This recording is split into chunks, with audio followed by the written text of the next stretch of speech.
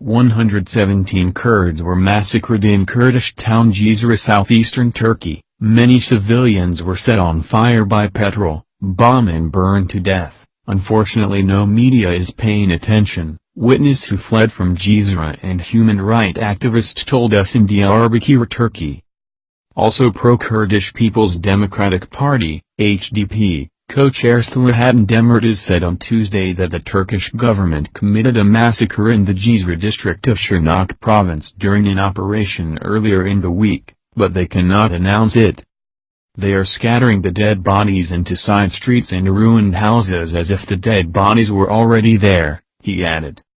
Here is the situation in Cizre. There were 70-90 people in total in a few buildings around a cellar. There were no clashes, but there was artillery fired by the Turkish military, Demirtas said on February 9. HDP deputies had said dozens of wounded civilians were trapped in the cellar of the largely ruined building in Cizre, alleging that ambulances were being blocked from accessing the building and 7 people had already died.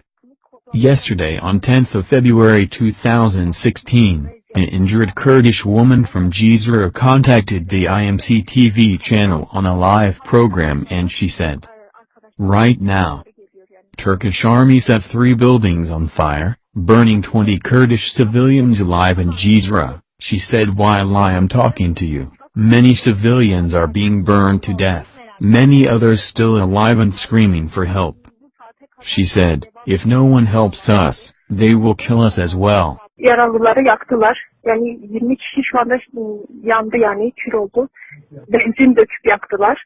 Şu anda halen de aşağıdan arkadaşlarımızın çığlıkları geliyor, yani yanan arkadaşlarımızın çığlıkları geliyor.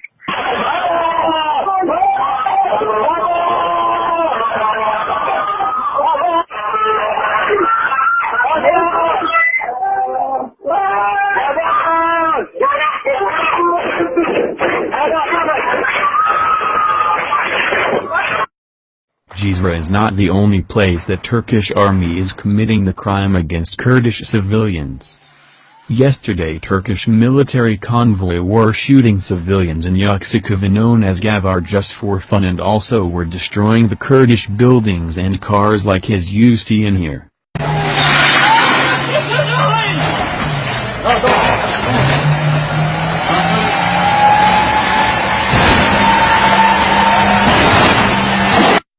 Cizre, in the province of Şırnak, has been under a punishing curfew for nearly 2 months. Turkish security forces pursue a relentless campaign against PKK militants and Kurdish civilians. Reports have claimed that security forces raided a building in Cizre, killing up to 117 Kurds, include 60 wounded people who had been sheltering there for more than 2 weeks. Local human rights groups in Diyarbakir told us that the majority of the areas that have been under a punishing curfew, they didn't vote for Turkish Erdogan's AKP party in last 2 elections. They said Turkish government is punishing Kurdish civilians in Cizre, Şırnak because they voted for pro-Kurdish People's Democratic Party, HDP, in last 2 elections. HDP said in the statement that the HDP deputies have been holding talks in Washington, while another deputy has been in Moscow in order to attend the opening of a representation office of Rojava Kurds. But the Observer says, they're in Washington and Moscow trying to find way to stop ongoing war in Kurdish cities in Turkey.